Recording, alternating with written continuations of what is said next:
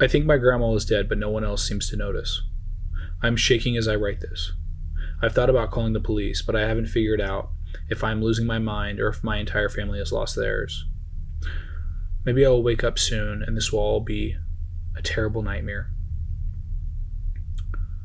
For context, I'm an only child and the only grandchild of my last living grandmother. A couple weeks ago at work, I received a phone call from my mother informing me that my grandmother had taken a fall in her kitchen. Mom said that my Uncle Lou was with her and already in the ambulance. Paramedics suspected that she had a fractured hip and somehow sliced open her foot. She was sedated due to the pain, but was otherwise responsive and fine. I immediately asked if I should meet them at the hospital, but Mom said, No, don't leave work, I'll update you once I know more. So I waited. I love my grandmother, but she is probably the most stubborn woman I've ever met.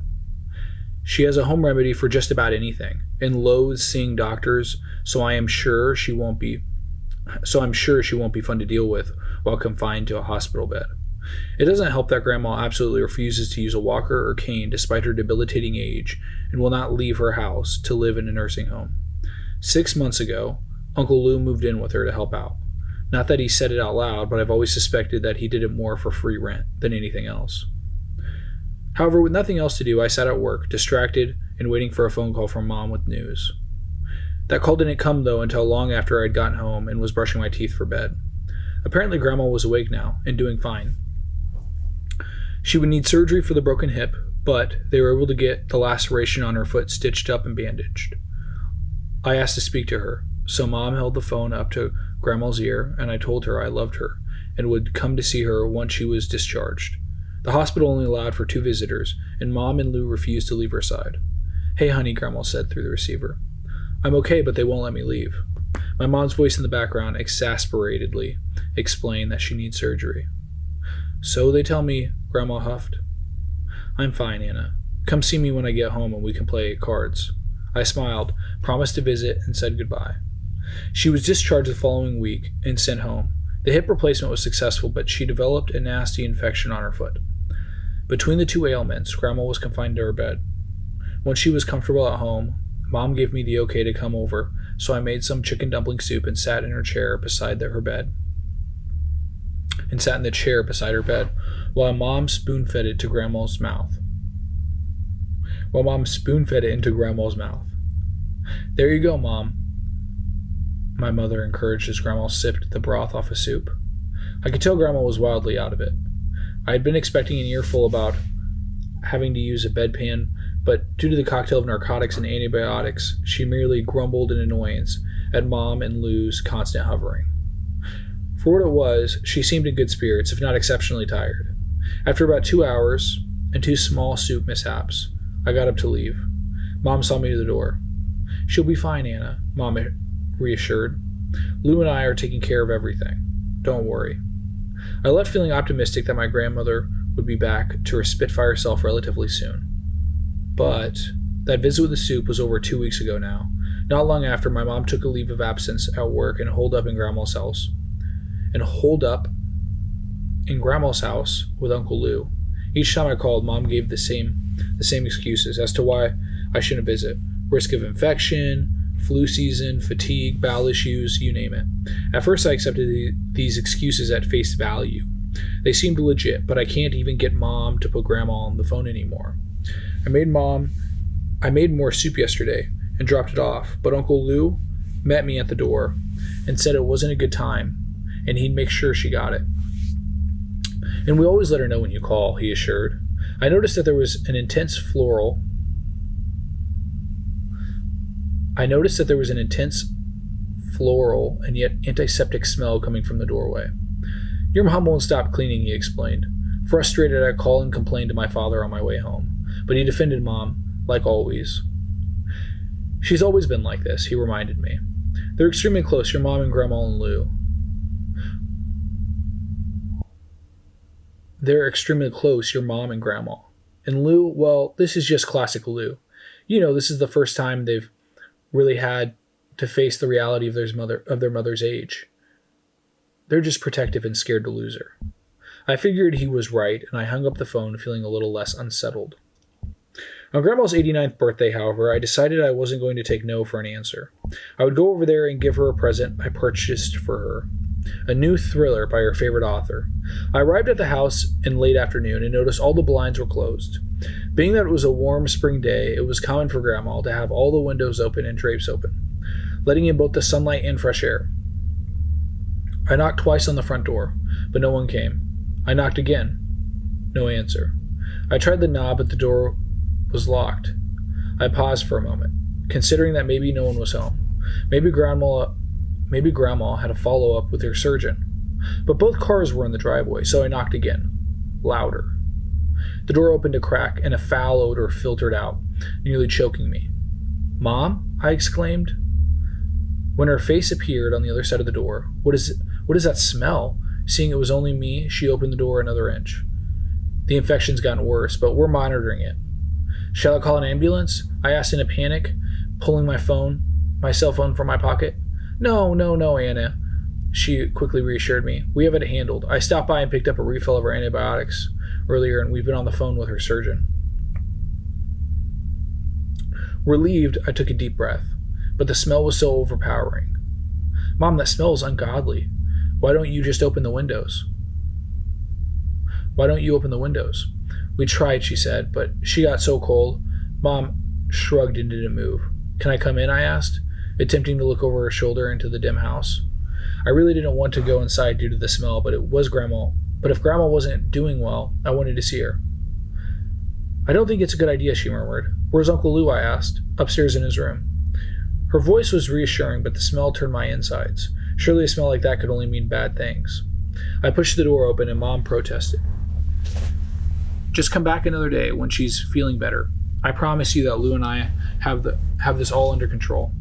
In the kitchen, the odor was strong, but mixed with the smell of bleach. I couldn't tell if that made it better or worse. "At least let me see her and give her a birthday present." Mom looked down to see the wrapped gift in my hands and sighed. "Of course," she said. "Gosh, I'm sorry. We've just been so preoccupied. I'm sure she'll love it." At that moment, Uncle Lou came trotting down the stairs and smiled at me. "Anna, Mom will be so happy you're here." I looked at my mother incredulously. She was staring at her feet now. What was going on? Uncle Lou continued down the hall, and I could hear him as he opened the door to Grandma's bedroom. "Mom, you have a visitor for your birthday." The smell of the house was searing my nostrils, but I wasn't going to let Grandma know I was repulsed by it.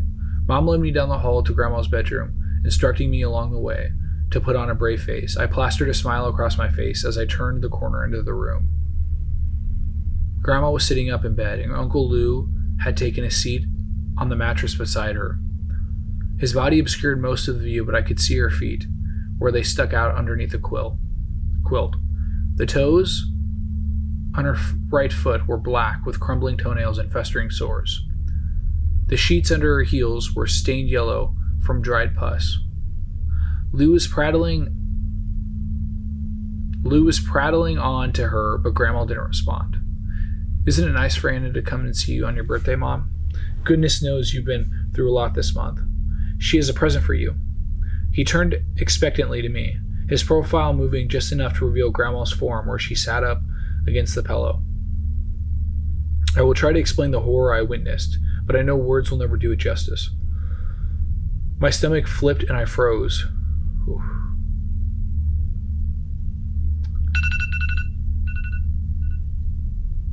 Grandma's dull, lifeless eyes stared straight ahead at the wall, unblinking and glazed over. Her eyelids were crusty and her jaw hung widely agape with sagging lips, revealing a gray fuzz that had begun to coat her tongue. Things like this are so hard to read. I'm just getting like goosebumps right now. Uncle Lou patted her leg while Mom hastily pulled the quilt back down over her feet. I barely heard as Lou explained how cold she's been from the infection. He picked up a tissue from the box on the nightstand and began dabbing at the corner of her mouth. "She doesn't talk much due to the heavy sedation she's under," he explained. I couldn't tear my eyes away from the pallid gray skin of Grandma's face and how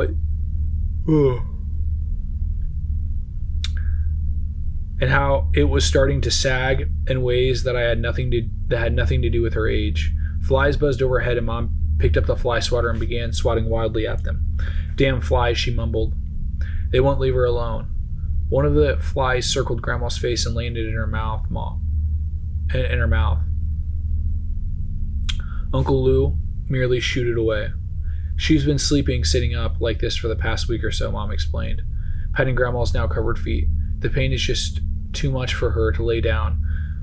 We tried, but her muscle spasms, and she can't move. My knees were shaking, and I could all but back out of the room,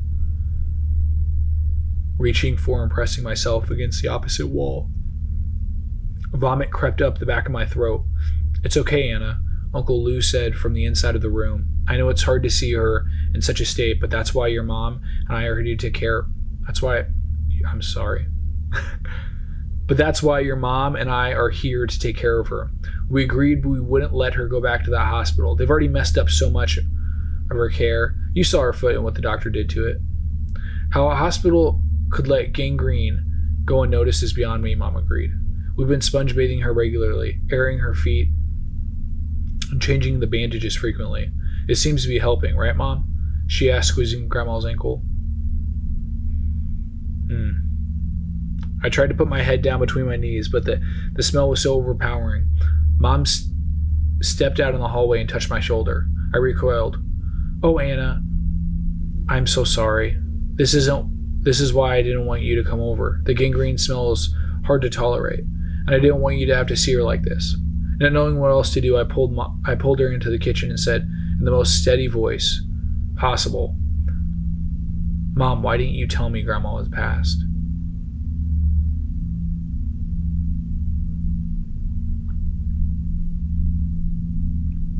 Sorry.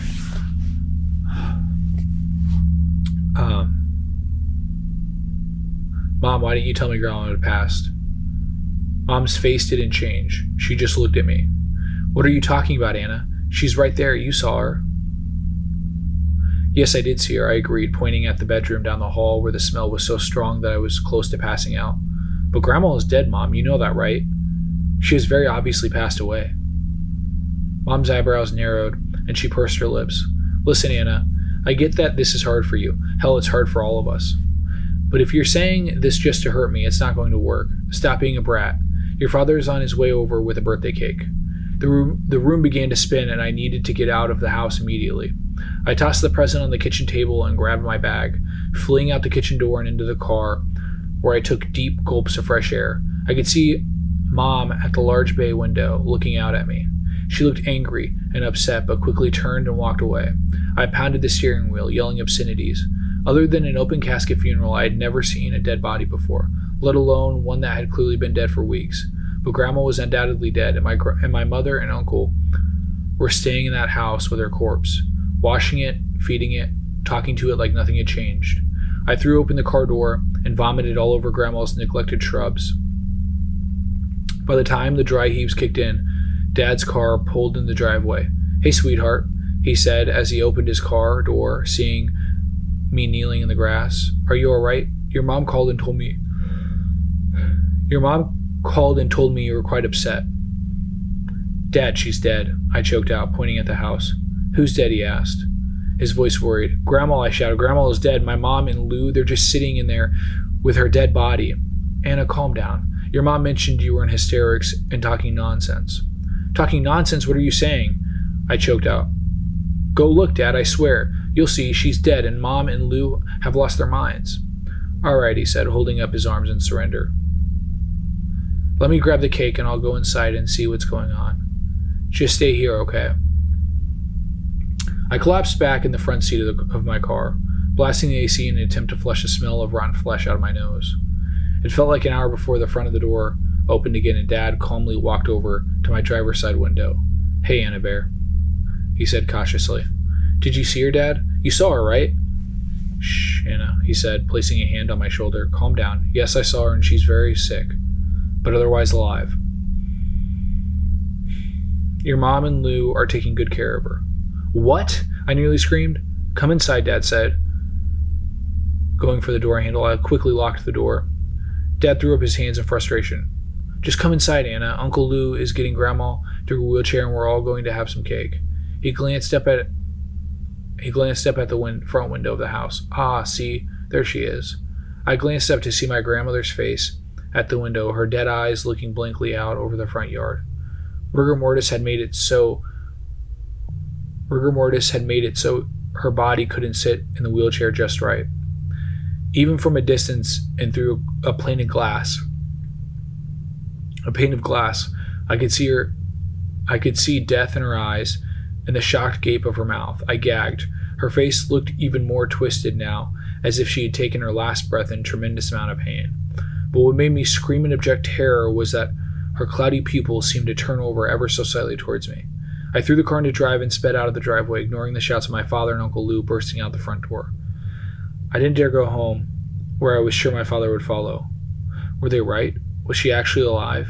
It's not like I checked for her pulse or air in her lungs before I took off. I didn't touch her at all. Could it be me then? Was I the one having a nervous breakdown? I don't know what to do now. I'm absolutely terrified. Worst of all, when I close my eyes, all I see is my grandmother's rotting face. Oof. Man. That was rough to read. Oh. Man, what a crazy story. I cried a little. I get goosebumps, man, when she was talking about telling her mom about confronting her in the kitchen. I just couldn't even imagine what that'd be like, you know? It'd be so sad.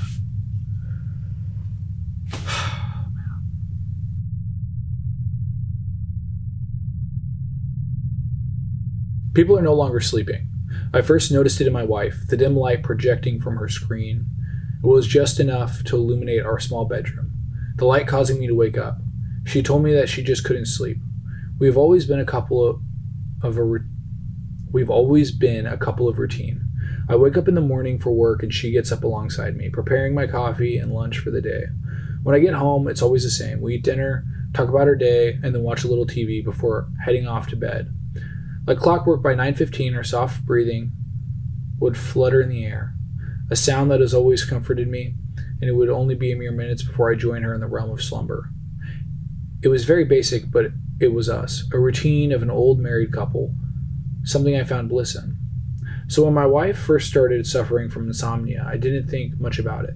I figured, like all things, it would pass. After about a week, it was clear her insomnia was not just going to go away. In fact, it was getting worse. I would wake up to the sound of her cleaning the house. She hoped that physical work would make her tired, but it didn't. Instead, the noise only frustrated me. Usually I would snap at her, telling her that I needed rest, though I would feel bad after the moment, understanding it wasn't her fault. Like anyone would, we started off simple. I bought her some melatonin gummies, but all it ever did was make her stomach hurt. She tried hot tea and milk, but nothing. No sleep would ever come. After several weeks, I grew worried. Dark rings sagged underneath her ocean blue eyes. It wasn't hard to tell how exhausted she was, and I had to practically force her to finally see a doctor. I knew all she needed was some sleeping pills. I figured after sleeping one night, she would slip back into her usual cycle. Judging by the blank stares my wife was starting to have, I assumed she wished for the same. The doctor's visit didn't go exactly as I thought it would. We told him that her insomnia had been happening for a few weeks, and immediately a look of concern emerged from his tired face. Funny, the doctor looked just as sleep deprived as my wife. Right away, he set her up to have blood work, something I found quite odd for such a simple diagnosis. I tried to explain to the doctor that she didn't have any allergies, but told me that wasn't the reason for the blood work. He said the more and more people have been coming to see him for the same reason, because of insomnia. Why is that happening? I asked, utterly confounded. It's a really interesting premise. Like story already, I really like it. It's just, I don't know, it's a cool idea, right? Like, why are people not sleeping? Or at least I think it's a cool idea.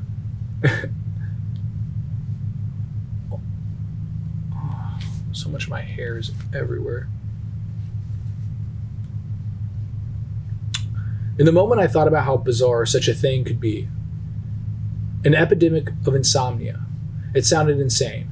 The doctor was just as bewildered as I was, but told me that it was something serious. That people in droves were filling up our local hospitals because of the same issue. We're from a small town, and judging by how the doc was describing it, I don't like doc right there. We're gonna change that. We're from a small town, and judging about how the doctor was describing it, you would think half of our city was suffering from hysteria. Either way, the doctor couldn't stop yawning and eventually handed me a prescription for some sleeping pills. He told me that he needed blood for my wife. She hardly could pay attention and just nodded in agreement whenever I placed my hand on her shoulder. That's when he asked me if I had done any traveling. I told him no, that we weren't the type of people that liked to leave our nest. I asked him why, still befuddled by the whole conversation, by holding my wife's hand as the nurse came in to draw her blood. If there's a contagion going around, we have to notify the CDC, and it won't take long for them to do a full-on quarantine of our town. I know you can see it in my face. Too, I haven't been sleeping, and I've been banging my noggin, trying to remember when it first started, but my mind draws a blank. If you can remember when this started for your wife or any information, please let me know. There has to be some explanation to all this, the doctor told me with practically a whimper. The doctor told me with practically a whimper. Sorry, I messed up. It's because they put doc again, and I'm gonna correct it every time now. For whatever reason, I stood there for several seconds trying to remember when my wife first told me that she couldn't sleep. I would ask her, but by this point her responses were cold and distant, her face defeated by the fictional monster of insomnia. I don't remember, doctor, but if anything does come up, I would be sure to let you know, I told him. Though all confidence shattered to such a revelation. Before I left, I asked the doctor, what would happen if my wife never slept again? Would she die? I barely could let the words escape my mouth, as if saying the sheer words could somehow manifest it into real life. Expect hallucinations. Eventually her mind will start to shut down on its own, even though she's awake. Most likely she will suffer from sleep paralysis. But if this thing goes on too long, then it can lead to organ failure, or at least it's been hypothesized. No one has ever gone more than 22 days without... Oh, look at my cat. Meow. Meow. You good kitty. Where was I? No one has ever gone 22 days without sleep. As you can tell, we are fast approaching that record. He told me as the words pranced around my mind, piercing me with little daggers of anxiety. I gripped the hand-written prescription even tighter in my palm, all too ready to get it filled for the love of my life. On the way to the pharmacy, I did my best to try to remember when my wife first started having problems sleeping. I know it was about a week prior when I originally caught her awake, but by that point I remember her telling me she was having trouble sleeping. I turned to my wife and asked if she remembered anything, but she could only mutter out bits of words. The way her head gyrated up and down smoothly was more indicative of her being asleep, but her eyes were wide open. The mere sight brought tears to my eyes, and my breathing became heavy, as my thoughts were now shrouded with nothing but concerns for her well-being. Dude, he's just distracting me to no end.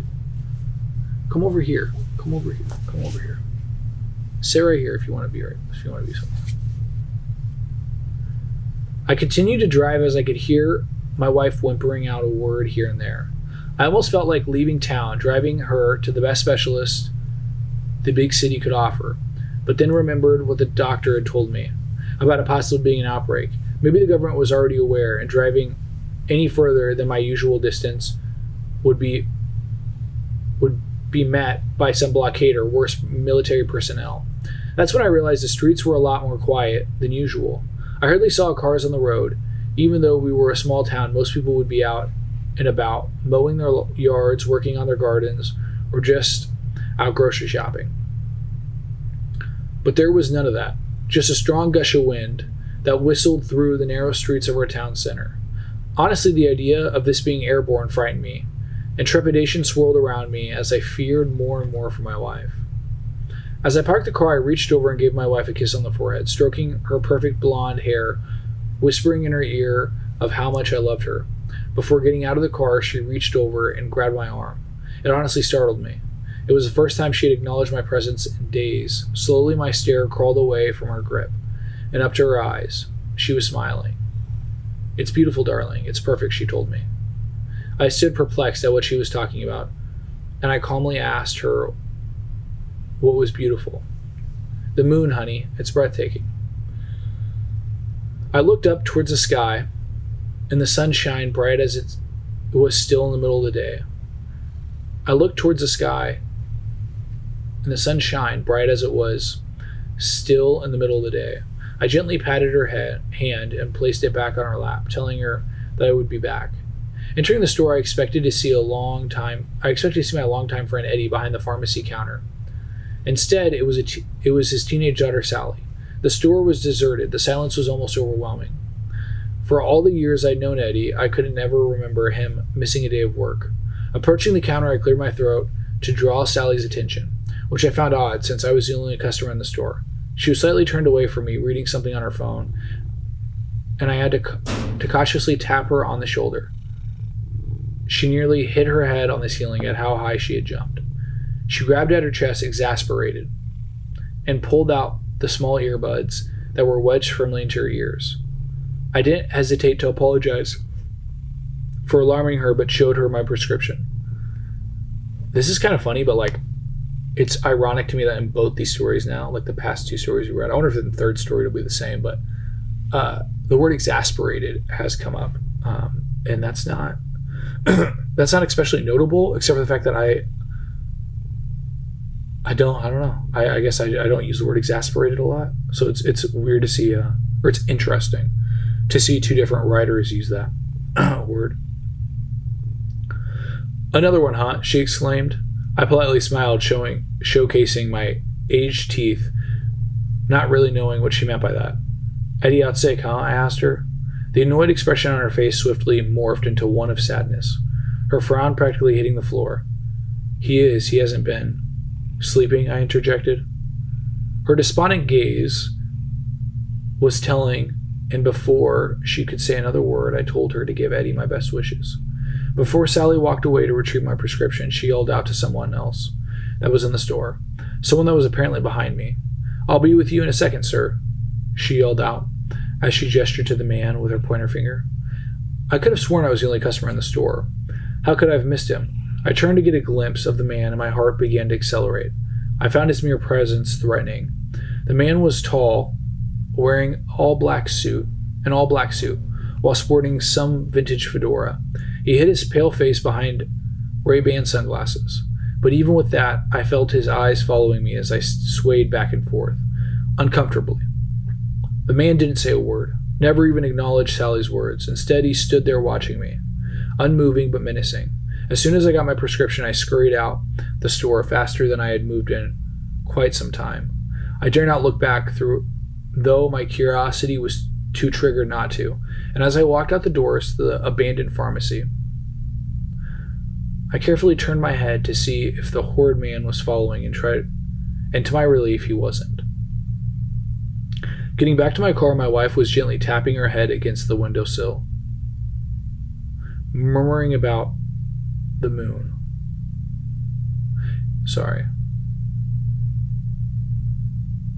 Getting back to my car, my wife was gently tapping her head against the window, still murmuring about the moon. I wanted to tell her about the strange man, about the dead pharmacy, but my words would have only fallen on deaf ears. So instead, I turned the engine and headed home. As you probably could have guessed, the pills did nothing for my wife. She took multiple, but still continued to stay awake. If you even want to call it that. She would aimlessly walk around the house, bumping into walls without a care in the world. Her eyes sunken into the back of her skull as the dark rings began to turn purple, bruised to the point of them gashing open with how swelled they were. I spent most days crying to myself, looking at the woman I once knew, but more mystified of how she could still be awake. The outside world was not much different. I saw one of my neighbors staring out into the void, looking up at the sky, cautiously cradling in place. Man, this is scary. Obviously, right? But, like, this is scary. Like, imagine. It would be awful to be in this position.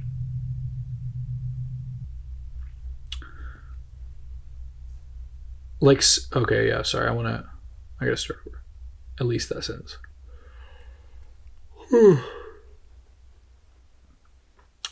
I saw one of my neighbors stare out into the void, looking up at the sky, cautiously cradling around in place. Like some marionette swinging back and forth on its strings. I know I butchered that word, but we're going to move on because I butcher words all the time. So yeah, we're going to move on from that one.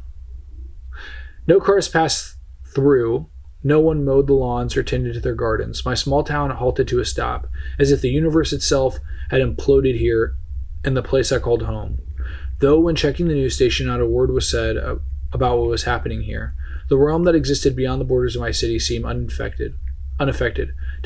Television programs still aired. The news cycle still went on about wars on the other side of the world, but no mention of us.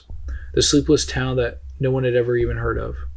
I would walk around our downtown, a graveyard of its once thriving abilities. I would call out for anyone, and a few would respond. Sally still attended at her father's store, and others like me, people that were still able to sleep, hung around in the usual places.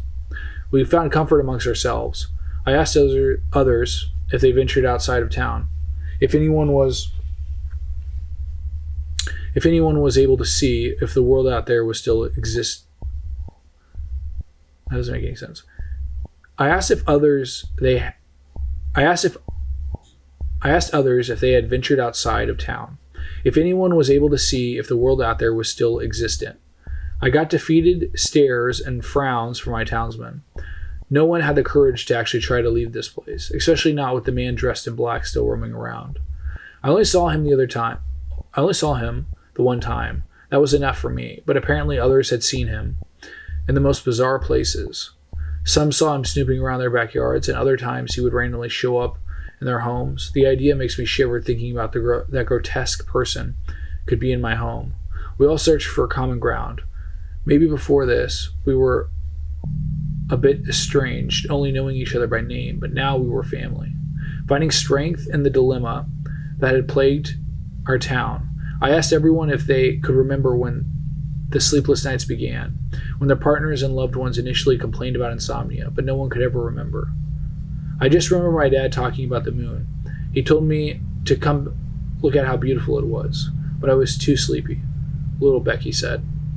A girl of 9 years left alone without parents, as both of them were affected by this disease.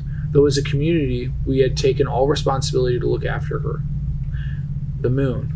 The word triggering a memory buried deep in my psyche. Visions of round spheres floating around our night sky, flickering in and out of my foresight, like an old film reel playing a movie in a dimly lit theater. Why couldn't I remember? The solace of our small town was left undisturbed for a little over a month. In that time, we had seen our loved ones become walking corpses, shells of their former selves.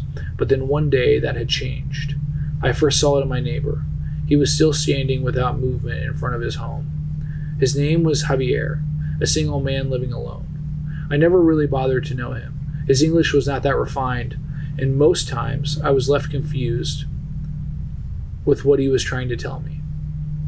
Though our relationship was neighborly, simple waves and polite hellos whenever we crossed paths, but now the single man stood alone on his porch, still looking up at the sky with such intent, as if he were trying to grow wings and fly back to the heavens of where he came. I wondered how long these people could really last. I wondered how long these people could really last. No sleep, and I can only assume no food. What was keeping these people alive? I force-fed my wife, forced as much food as I could down her throat without her choking. I hooked up an IV to her arm, though it would become dislodged constantly as she roamed around the house. It wasn't easy, but I took care of her to the best I could. I knew we had no other choice. The hospital was a dead zone. No signs of any life. Even our doctor no longer answered his phone. One of us, one of the awake, as we called ourselves, worked up the courage to try to leave. He was a young man, strong and level-headed. He told us he would return with help. We all cheered him on, our last hopes instilled with his return. He told us that he would routinely send updates through text. If that failed, then through other means like social media. We all stared wide-eyed, as if the man was Indiana Jones, here to save the day. The updates came as promised, in intervals of 30 minutes. He said there was no blockade or checkpoint, no soldiers or anyone trying to stop him, but after several hours, the updates became disparaging. The words not making any sense, just mindless dribble, and eventually words that had haunted my mind for the last several weeks. He typed the moon. I'm getting goosebumps right now. I literally have goosebumps. And it's not because it's cold right now. It's this story. I'm literally getting goosebumps. I don't even know if you can. I would totally just focus, but I want to continue reading. It's what a horrifying predicament.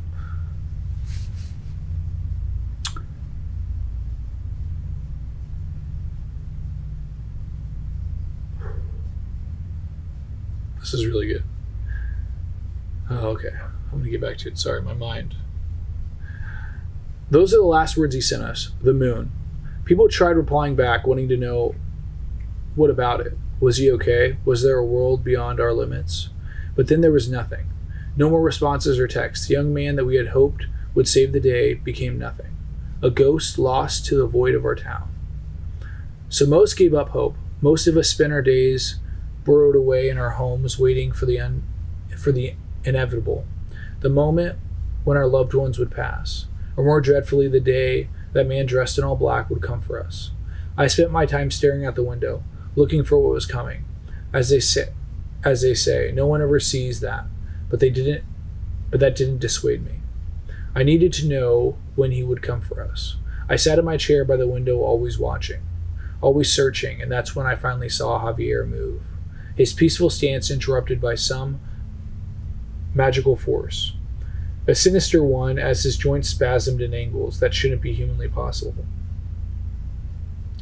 He began screeching in agony as his face contorted nightmarishly. I'm going to reread that. He began screeching in agony as his face contorted nightmarishly. I stared with disbelief. Was this the final moment? Was his body giving out? Would this happen to my wife? My mouth agape with wonderment, hoping this would all end.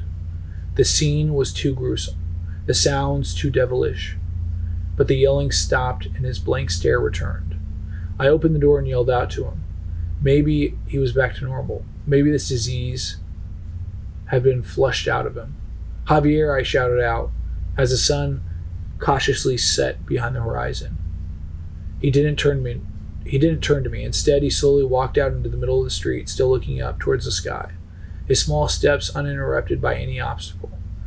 Once in the street, he returned to his simple movements, rocking back and forth on some pivot, arms swinging alongside his body. I didn't know what to think of this. Clearly something had changed, and all I could do is watch the horror as the night sky approached, shrouding my view with a blanket of the unknown. Throughout the night, I stayed by the window, waiting for the moment that man would arrive. Perhaps he was the piper himself, enchanting people towards the song. But out of the shadows, it wasn't the man dressed in all black that appeared. Rather, it was more of them, my fellow townfolk that had been dreaming. As they stand all cautiously stepping towards my view, they all gathered in the middle of the street, sitting next to Javier. I saw our doctor amongst the crowd. He was one of them now, along with Eddie. Sally did her best to pull him away from the crowd, yelling for him to snap out of whatever trance was guiding him, but to no avail. She couldn't stop her dad, who was twice her size. The people collided into one another, like an ant pile, swarming into the masses. That's when I remembered my wife. She too soon would be pulled into this ghastly scene. I ran downstairs yelling my wife's name, disregarding the fact she had responded in her state. She was repeatedly crashing into the front door, trying to open it. I had nailed it shut with a small 2x4. Apparently she couldn't see it. I grabbed out at her, slapping her, trying to awake her from this delusion. But all she returned was her gaze over the stare of those words. I grabbed out at her, slapping her, trying to awake her from this delusion. But all she returned was her gaze over stare. Her gaze and those words. The word is, but all she returned was I missed. Okay, never mind. But all she returned was her glazed over stare and those words. The moon, oh, how beautiful it is. Her body began convulsing. I tried to calm her as I gripped her and in my embrace the best I could. But she wiggled out of my reach and once again headed towards the door, slamming her full body weight trying to break it open, trying to join the others. She snarled and cried, wanting to be let out, thrusting me away at any attempt to stop her. Only one thought came to mind, something I had never done to her in our 30 years of marriage. With as much force as I could generate, I hit her across her head, knocking her out. I caught her limp body before it hit the ground and picked her up and placed her on the couch. For the first time in almost 2 months, my wife was sleeping. Her soft breathing that usually cradled me to sleep permeated in the air. With its sounds, a bit of jovial relief washed over me, especially now knowing that she couldn't be joining the others. That's when a bright light erupted all around me, the light sweeping through my opening from the outside. The night sky became day and I covered my eyes as the immense light practically burned my retinas. I could hear Sally screaming out with terror from outside. She was yelling for help, but her pleas were washed out by the others groaning out in unison. I am so sorry. I could hear Sally screaming out with terror from outside. She was yelling. She was yelling for help, but her pleas were washed out by the others groaning out in unison, some feverish scream that embodied them. I made my way to the window, still trying to shelter my eyes from the light. But my curiosity needed to know what was happening. I peeked out behind the curtain of our front window, narrowing my eyes as they adjusted to the bright light that had invaded my home. All the people were encapsulated in the light. The soft glow illuminated their body.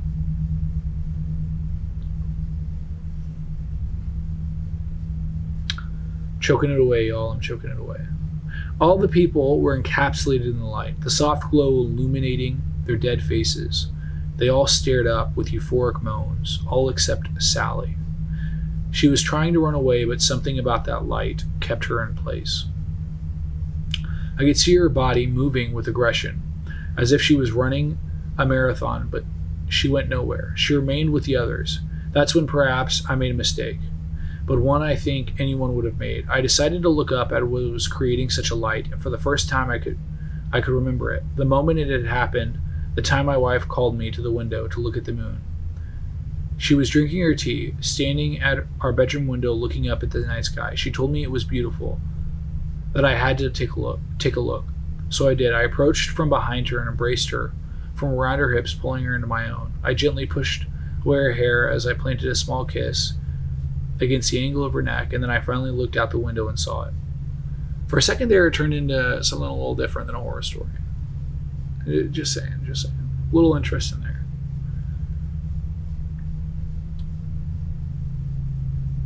I lost my place. Then I finally looked out at the window and saw it. The moon. It wasn't the moon. It was something else, something that couldn't be described. A round sphere that hovered without noise. And it seemed to be mere meters away from our home. Why couldn't I remember this before? Now I was once again face to face with a monstrous, pulsating orb, and a feeling of elation inundated me. I couldn't look away, and finally I realized just how beautiful the moon was.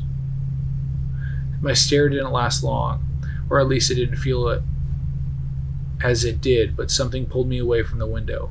It was a person covering my mouth with some cloth. The stench flooded my nostrils as I fell faint, and whoever it was lay me down onto the floor. A brief glimpse before passing revealed to me it was him, the man that I had feared most. It was the man dressed in all black, standing tall over me, bringing a finger to his mouth in an attempt for me to stay quiet, and then there was nothing, just darkness, me entering a dream where I could only imagine. What? Me entering the dream world where I could only imagine remained in. That doesn't make any sense. I'm just going to read it the way it should have been written. Me entering a dream world that I could only imagine, and I remained in for a few hours. My wife awoke me, her soft voice bringing me back to life, and I lifted myself up. I grabbed at my head as a sharp pain jabbed away at the crevices of my mind, almost causing me to vomit. That's when it came to me. The revelation that she was back home, where she belonged. The dark rings that infested her beautiful eyes were gone. She was how I remembered her, and I quickly pulled her into my embrace. Much to her surprise. She asked me why I was sleeping on the floor. I told her about the moon, about the lights, and the people, but she didn't understand any of it. She told me that she didn't remember any of the events from the last 2 months. In her mind, nothing ever changed. It was all the same. I ran to the window, and all the people were gone. Things looked like they had returned to normal. I saw a few people mowing their lawns, tending to their gardens. A few cars drove by the streets. Even the sky seemed more blue than before. I asked my wife about Javier, about Eddie, about any of the people that were sick, and she told me she didn't know who I was talking about. She told me we never had neighbors by that name, that the people I spoke about never existed. This became the consensus. Our town couldn't remember any of the events, even the people that were part of the Awake, as we called ourselves. I didn't know. It's kind of funny that they said that now. Every time they introduce the group of people, the Awake, they're like, the group of the Awake, as we call ourselves. And it's just funny to me that they've said this, like, I think 2 or 3 times now in the story. I don't know why I was able to remember it all. I don't know if it was something to do with the man dressed in all black. Did he save my life, or did he choose me to tell the story?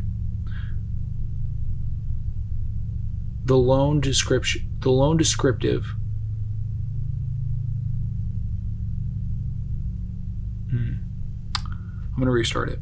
I don't know why I was able to remember it all. I don't know if it was something to do with the black man. I'm an idiot. It's not black man. Why would I say that? I don't know why I was able to remember it all. I don't know if it was something to do with the man dressed in all black. Did he save my life, or did he choose me to tell the story? The lone descriptive of such a nightmare. I know what happened was real. I will never forget it. The moon was too beautiful to ever forget, and I will wait for its return someday, knowing that it will want the rest of us that were left behind.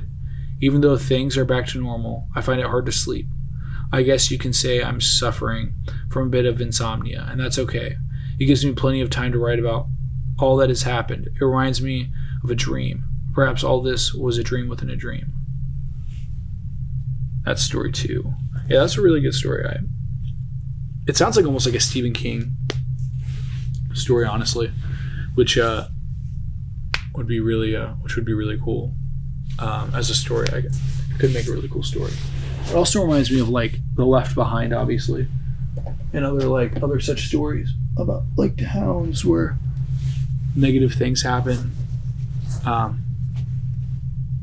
Sorry, I just grabbed my sweater. Negative things like that happen, and people go disappearing. I like stories like that. I like the kind of mystery element. I'm a big fan of mystery stories. I'm trying to think of what it reminds me of specifically. There's like a story I feel like Stephen King did, or maybe it's just like his brand. He did where it was something very similar. But yeah, man, I really liked it a lot. Maybe M. Night Shyamalan will do something like that. Big fan of M. Night Shyamalan here. I think he's one of the best directors working today. I love his movies. I don't know. I think he just understands like the idea of like an interesting concept, intriguing idea. Maybe it's kind of like The Village in a way, right? Like people disappearing. Although The Village is different, obviously, in a lot of ways.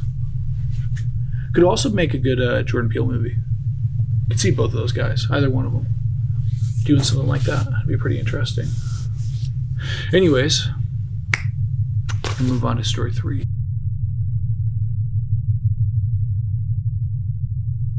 My best friend became unrecognizable over school holidays. I knew something was up when Allison walked into the school gates last month with a whole new face. Her normally chubby face was replaced with a slim, chiseled one.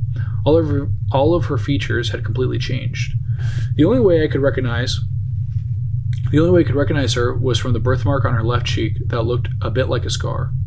As she was walking up to me, smiling, since she could see how shocked I was, she was immediately crowded by people saying how pretty she was, and asking if she was new.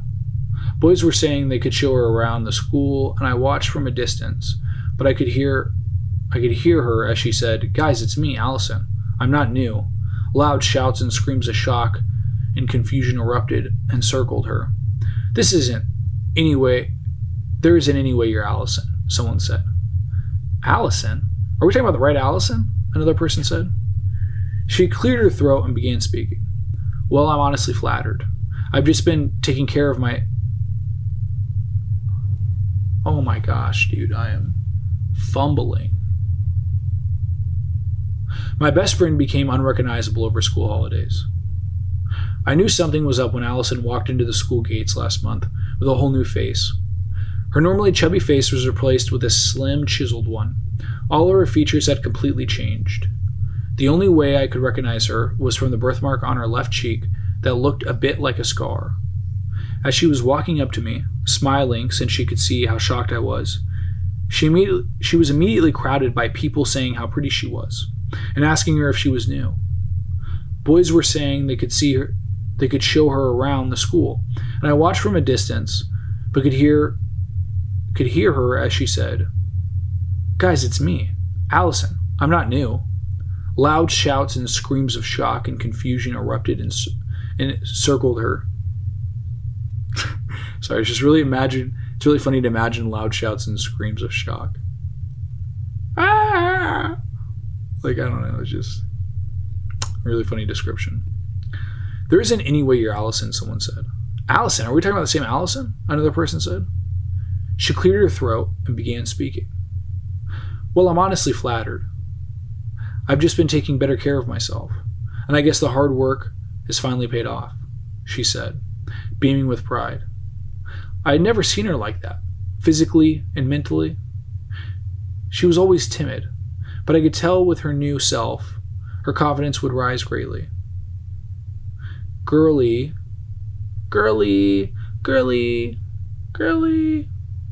I like that word. "Girly, we need to know what you did. Like, we totally need to have a discussion," Layla, one of the popular girls, exclaimed as she dragged Allison away from the crowd, and Layla's friends followed her. I couldn't help but laugh to myself. I thought I was dreaming. Allison, the girl who was laughed at in the hallways. Allison, the girl who was relentlessly bullied by boys for being unattractive, now was this whole new person. And it didn't even make sense because we only had 1 week holiday.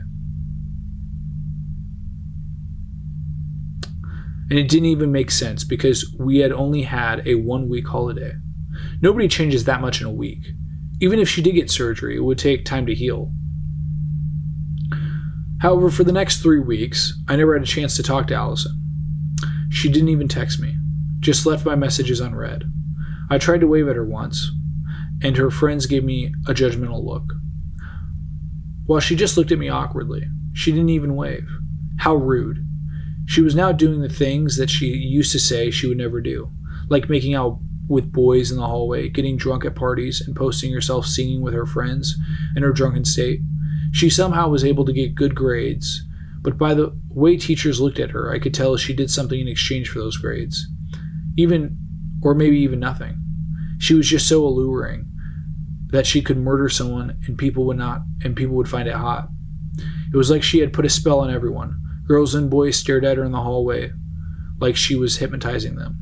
Last week, my mother invited Allison and her mum for dinner. Allison and her mum. I like that. As we were eating, Allison's mum spoke. I'm just so surprised my daughter has turned out to be so beautiful. Puberty worked wonders for her overnight. I remember the day after her school started, she came up to me and I almost fainted at her beauty. I always knew she was going to receive my looks, but I was expecting it to be now. God, what a humble thing to say, right? What an incredibly humble thing to say. I can't even imagine being at like dinner with another family and saying something else about anybody. Like even the people I'm like talking to, who, you know, like if I'm at their house, I'm like, oh, what a wonderful house. I couldn't even imagine blowing so much hot air up someone's balloon in such a way. I watched Allison as she smiled weakly. Allison's mother was always obsessed with looking good. And when I would go to Allison's house, her mother would always make snarky comments about her looks and her weight. Allison would always complain to me saying how her mom was making her feel insecure. But now that she had completely transformed, her mom didn't waste a second to show off her beautiful daughter.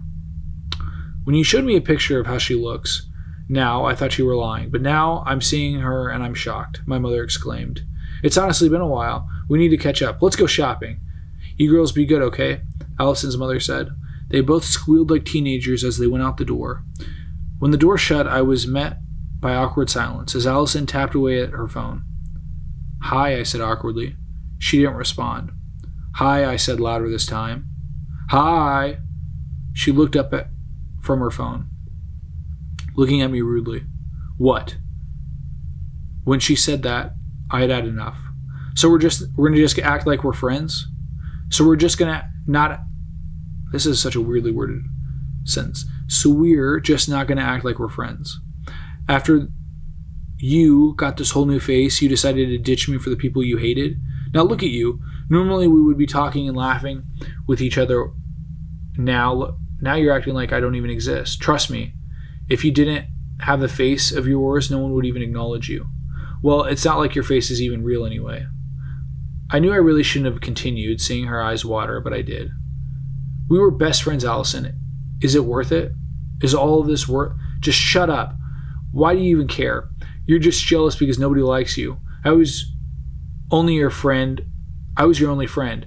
I was only friends with you because nobody would like such an ugly girl like you. Just look at you, looking like a mess every single day. You don't know what I did to get this face, and you don't need to know. I was tired of being this unpopular girl that nobody knew. And you know deep down you want to be popular too, to be seen. I was speechless. I just looked at her with tears in my eyes. I think she realized the severity of what she had said, because she started apologizing while crying. But I knew she was right. As much as I hated to admit it, my throat hurt from trying not to cry. So I just looked away from her as tears started to fall down my face.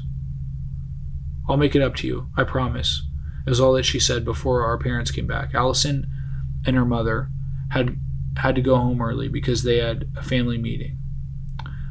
Yesterday, she texted me at 10 p.m. I hope you're happy. Confused, I replied, what? Come over and you'll see for yourself. It'll be pretty cool for you to witness, but painful for me to feel. Come over and you'll see for yourself. It'll be pretty cool for you to witness, but painful for me to feel. Well, I hope not. I told my mom that I needed to get something from the shop. She said okay, surprisingly, and told me to buy a few things for her.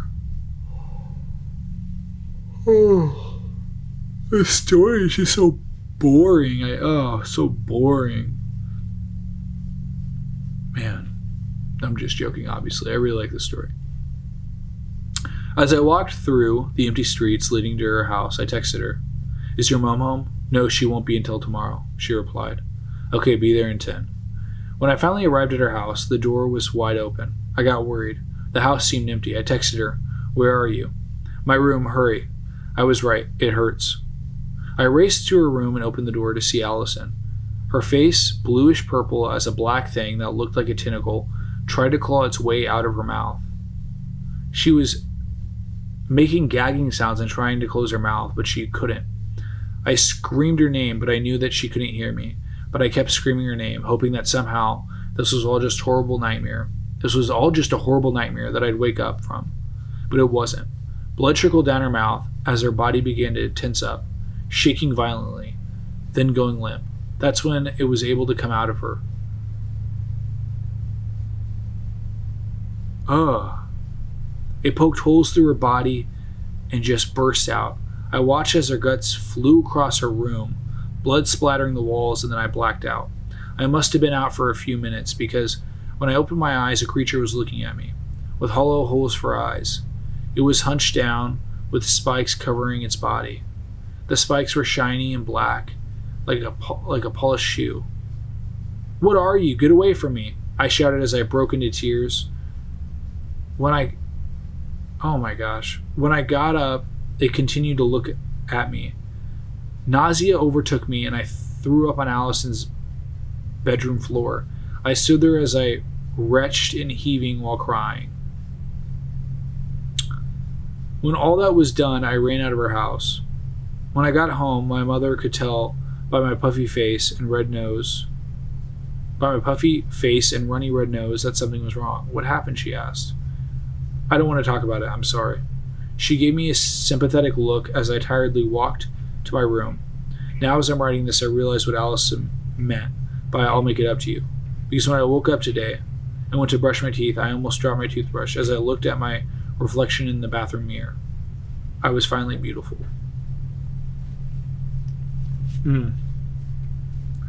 That is not good. That is not good.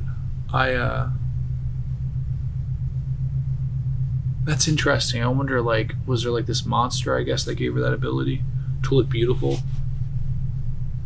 I don't know. That's another interesting story. I think it's a really good short story, though. Not necessarily like a whole like movie or mini series, but man,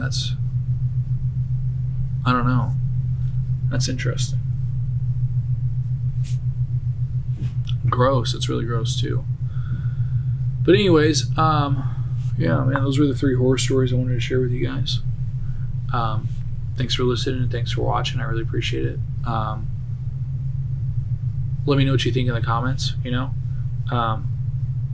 like and subscribe if you want, downvote and unsubscribe if you want to. That's always an option. Not as favorable though for me, but always an option. Yeah, man. I guess I should like wrap it up though. I mean, because I'm thinking to myself, all these horror stories are very interesting, and I think the thing that I find so beautiful about horror stories is the way that they're able to like bring something out of you that doesn't exist in another context. Where like whenever I was reading these stories, it kind of creates this heightened sense of emotion in me, and like the Dead Grandma or like the other ones. And I think that that's so powerful, and I think that's so beautiful, and I think that's what really great art does. I think it brings these pieces of you out that not necessarily don't exist otherwise, but they just like, it's almost like they can hone in on one specific part of yourself, So like if I'm watching like a thriller or I'm watching like a horror movie, and I see like Jason chasing me chasing a character with a chainsaw, now I'm experiencing that to some degree. And that brings out this very specific feeling in me, It's the same way that I just like watching movies where people are driving and there's like a kind of really good music on or something. I'm thinking of everybody, like the first example most people think of is like Drive, which is a great example. But the movie I think of is this movie called 88 Minutes with Al Pacino, which is not a very good movie, but there's a lot of scenes where he's just driving in Seattle, and the way that he drives and the way that like it just, I don't know, it comes across in the movie is very interesting, and I like it. In that same way, I think these horror shorts brought out something in me that I just wanted to share with you guys, and I hope you enjoyed it, and I hope you had a great time. And I don't know, I'd love to hear your thoughts. And I'd love just to let me, to know what you thought of the stories, and maybe even what you think about the beauty of horror stories. And yeah, I don't know. I guess that's all I have for you.